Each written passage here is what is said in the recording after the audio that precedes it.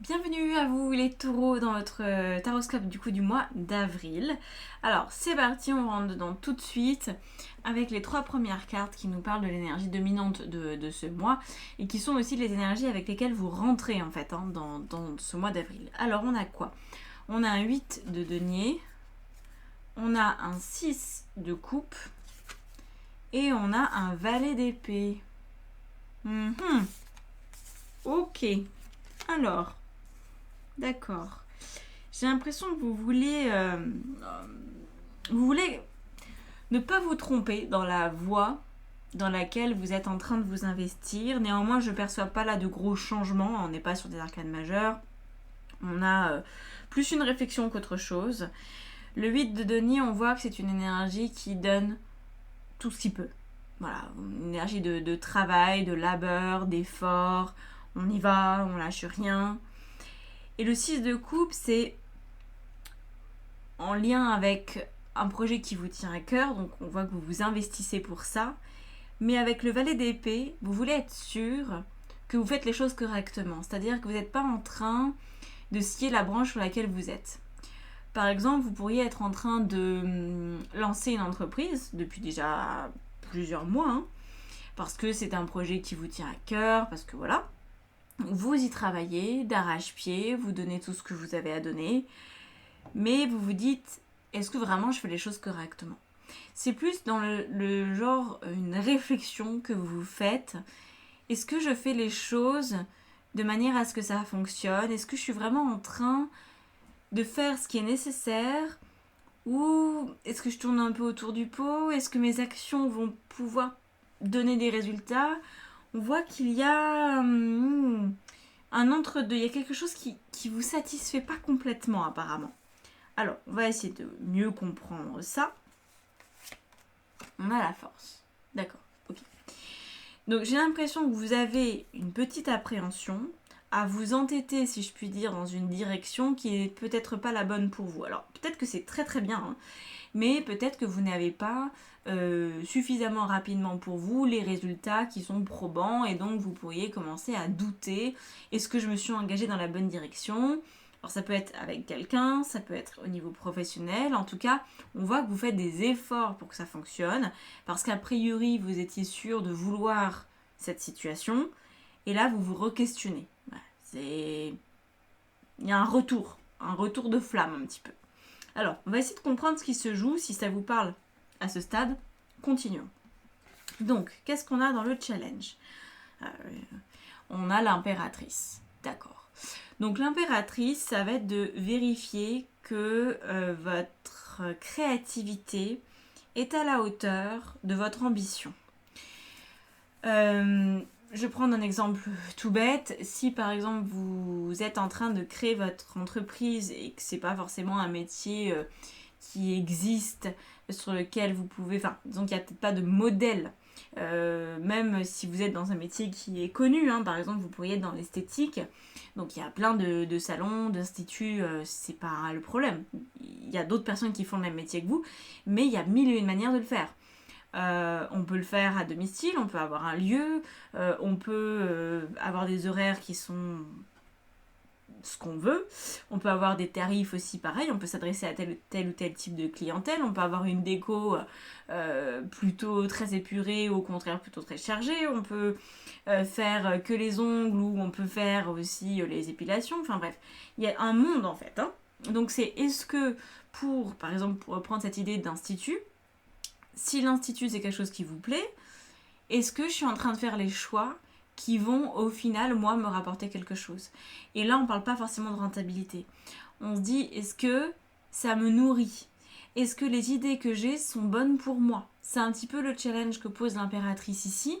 Est-ce que les solutions que je suis en train de mettre en place, elles me correspondent?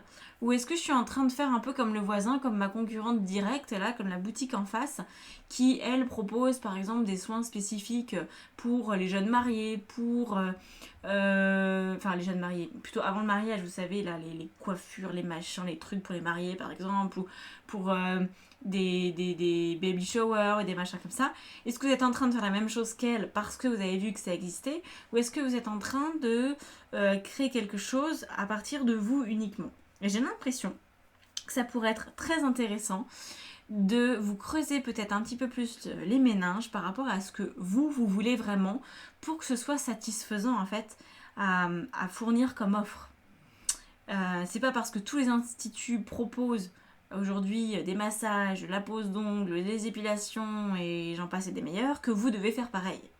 Donc là, ça se pose vraiment une grosse question. Alors, qu'est-ce qu'on a ici ? On vous demande peut-être d'assumer plus vos idées.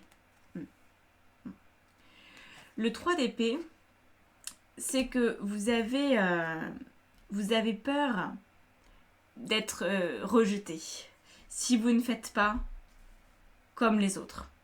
Peut-être que vous avez... je reprends l'idée d'une entreprise, mais ça peut être vraiment à n'importe quel niveau, ça peut même être une relation ici.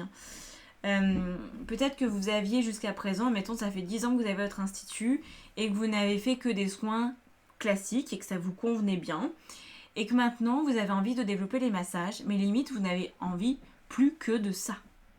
Vous pourriez vous dire, oh, peut-être que mes clients vont se sentir trahis, rejetés si je ne propose plus que des massages parce que forcément ça va plus s'adresser à tout le monde.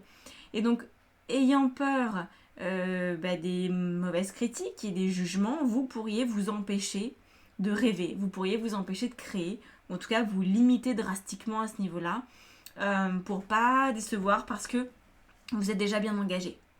C'est pareil dans une relation, voilà, c'est exactement pareil. Vous avez pu fonctionner pendant un certain temps d'une certaine façon, et là maintenant que vous avez envie peut-être d'écouter une autre sensibilité en vous, vous vous demandez est-ce que ça vaut le coup ou est-ce que je vais pas perdre au change en fait. Ok ? Alors qu'est-ce qui va vous aider dans cette situation ? Le 7 d'épée. Ça c'est hyper intéressant. Le 7 d'épée nous montre qu'il n'y a qu'à vous que vous êtes en train de mentir. Et ça, je pense que ça peut vous aider. Parce que, en fait, quand on a par exemple un institut de beauté, on a une certaine vibe, on a une certaine façon de le faire. On a une certaine approche avec les gens, on a peut-être un certain type de conversation qui va revenir, un certain type de clientèle aussi, tout simplement.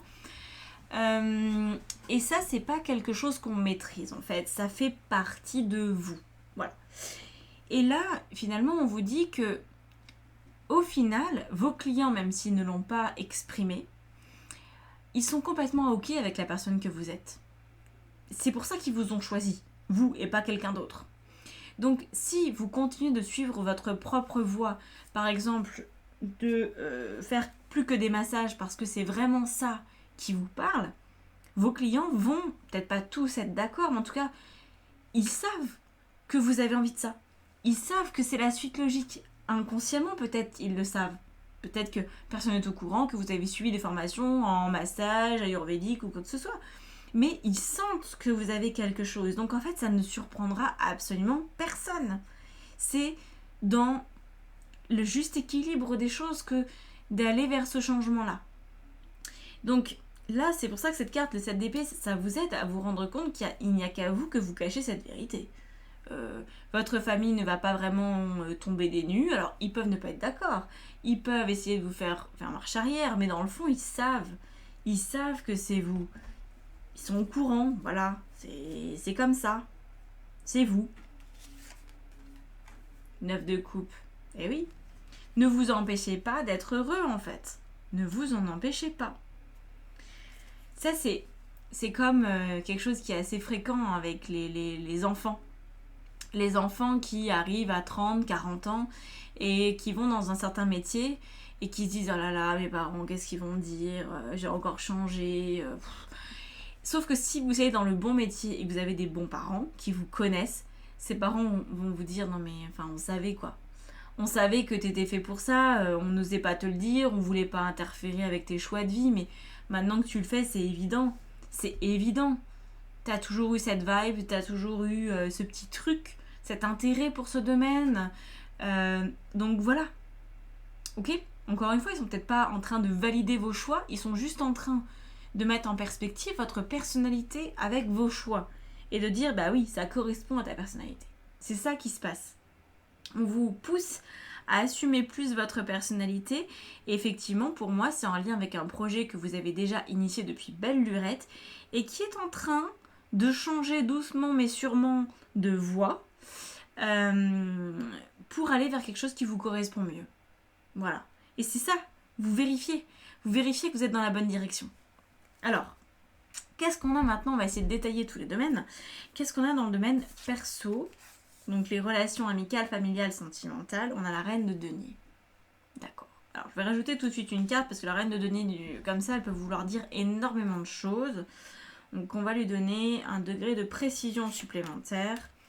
6 d'épée. Ok. Donc le 6 d'épée, c'est l'idée de sauver la part de vous qui est vulnérable, mais dans le bon sens du terme. Par exemple, je vais reprendre l'idée que vous voulez faire des massages. Bon. Si vous voulez faire des massages, en fait, cette reine de denier, elle s'affirme dans son entourage. Elle dit, ben voilà, moi je vais construire ça. Donc, si tu m'apprécies dans ma construction d'institut qui ne va proposer plus que des massages, c'est très bien. Sinon, je me préserve et je me détache. Je m'en vais. Je m'en vais parce qu'en fait, je n'ai pas le temps à perdre. Je ne peux pas. Je ne peux pas m'oublier. Je ne peux pas repousser cette échéance. Il faut que je m'écoute. Donc là, vous pourriez avoir des relations qui se terminent si vraiment les gens sont contre vous, bec et ongles. Je pense pas que ce soit le cas. On n'est pas dans des énergies difficiles. C'est plutôt que vous allez vous choisir. Mais ça peut quand même, on va dire, un petit peu poser les points sur les i et mettre les barres sur les t avec certaines personnes. Dire, bon, tu me soutiens pas, d'accord, mais ça va pas m'empêcher de faire ma vie. Voilà. C'est pas forcément un froid glacial, un froid polaire avec tout le monde, mais ça peut effectivement mettre quand même de la distance avec certaines personnes. Après, encore une fois, dans nos choix de vie, on n'a pas besoin d'être soutenu et reconnu par notre entourage pour le faire.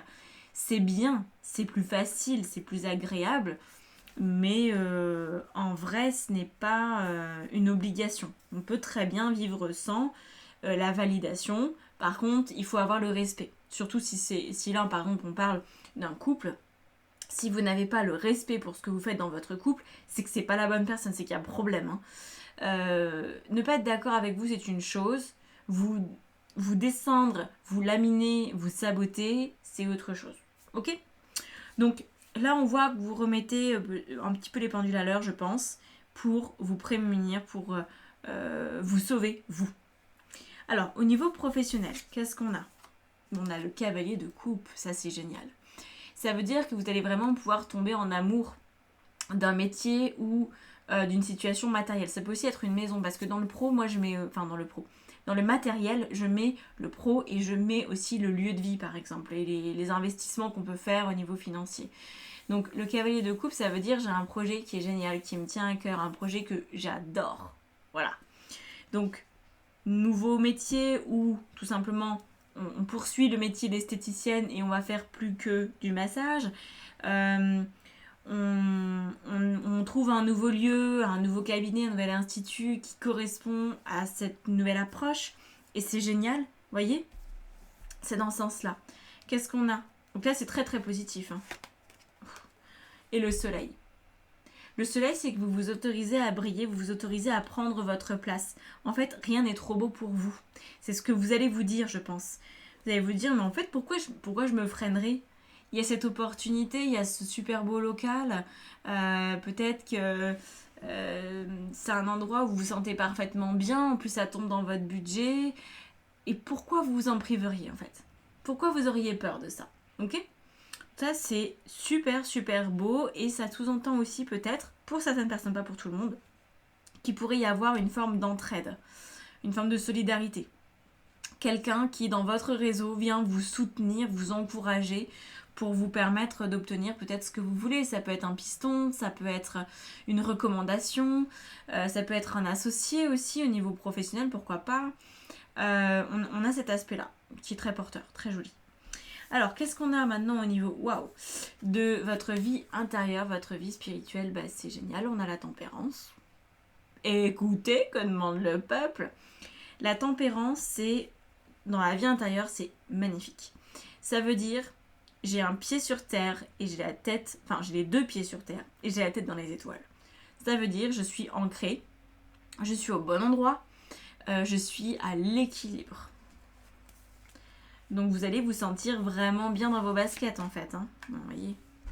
Alors on a le 8 d'épée qui pourrait nous suggérer, dans un premier temps, je pense que vous pourriez avoir quelques appréhensions liées à ce changement, liées à cette dynamique d'assumer ce que vous voulez et de ne pas vous laisser influencer par des mauvaises langues ou des gens, voilà, et d'assumer la continuité des choses en fonction de votre personnalité profonde.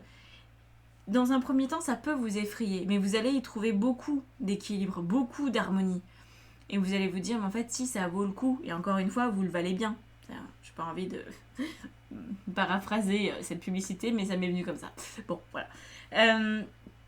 C'est ce côté-là. Vous vous assumez beaucoup plus. Et vous dépassez la peur peut-être d'être jugé ou d'être rejeté par les personnes qui jusqu'à présent vous ont fait confiance. En fait, vous allez vous rendre compte que les personnes qui vous font confiance ont complètement compris qui vous étiez et ne seront en aucun cas gênés que vous preniez cette nouvelle direction. Ça ne va pas du tout déranger. Les seules personnes que ça pourrait déranger, c'est des personnes qui ne vous méritent pas, j'ai envie de dire. Parce que quand on va vers ce qui nous rend heureux et que ça fait de mal à personne, si ça gêne quelqu'un, c'est que ces personnes, ils ont un problème, ok ? Je pars toujours de ce principe-là, en fait. Hein. Ça repose aussi sur le principe que notre liberté s'arrête là où commence celle des autres. C'est ça le principe ici fondateur. C'est si je fais quelque chose qui me plaît, qui n'a aucune entrave, enfin qui n'entrave en aucun cas, la vie de quelqu'un, si ça ne fait de mal à personne et si ça respecte la loi et qu'en plus moi j'y trouve du bonheur, mais allons-y, voilà. Alors, qu'est-ce qu'on a en fin de mois? Très bien, en fin de mois, on a un 2 de bâton. Si vous acceptez de vous montrer plus, d'assumer et de dépasser vos appréhensions de base, on a ce 2 de bâton et on a 9 de bâton. Donc là où il y avait une forme d'instabilité, de ne pas être trop sûr, hein, au début de mois vous n'étiez pas trop sûr. Est-ce que je fais correctement les choses? Est-ce que je m'engage correctement? Ou est-ce que je suis en train de passer à côté de l'essentiel? Bah là, vous allez un peu tordre le cou à cette incertitude de qu'est-ce qui s'en vient, qu'est-ce qui vient à moi. Vous allez vous affirmer. En fait, vous voyez, c'est complètement différent. Il y a des gens qui sont dans l'attente, qui se disent qu'est-ce qui va m'arriver? Si je reste comme ça, qu'est-ce qui va se passer? Si je fais autrement, qu'est-ce qui va se passer? C'est une façon de vivre. C'est une façon attentiste. Et puis, il y a les autres qui se disent bon, eh ben, je vais tenter parce qu'il y a une opportunité et je le sens bien. Donc, j'y vais. J'affirme que oui, c'est ça que je veux. Que oui, c'est ça que je sens bien pour moi. Et puis, je vais faire en sorte que ça marche. Vous voyez, c'est 2 poids 2 mesures. Et vous allez passer d'une sensation d'instabilité à une sensation d'affirmation de vous et donc de solidité intérieure. Voilà. Parce que vous allez sentir en fait que ce processus vous permet d'obtenir la paix intérieure. Vous allez sentir, pour une fois, qu'il n'y a pas de lézard, que vous n'êtes pas en train de vous mentir à vous-même, que vous n'êtes pas en train de repousser une échéance qui de toute façon doit arriver dans votre vie. Voilà. Bon. Écoutez, je vous laisse là-dessus, il n'y a pas d'extension à ce tirage. N'hésitez pas à commenter, liker, partager, vous abonner, merci beaucoup pour votre soutien. Et joyeux anniversaire à ceux qui sont concernés. Voilà, j'ai oublié. Si vous voulez travailler avec moi en guidance, en coaching, je fais différents types de coaching, allez voir. En formation de tarot, je fais des ateliers, des analyses en human design, bref, pas mal de trucs. Voilà. Le but c'est toujours de vous aider à vivre en fonction de votre intuition et à vous faire confiance en fait. Là c'est vraiment comme ça que je travaille. Vous redonner les clés que vous aviez un petit peu égarées parfois. Bon, je vous laisse là-dessus et je vous dis à bientôt. Prenez soin de vous. Ciao, ciao!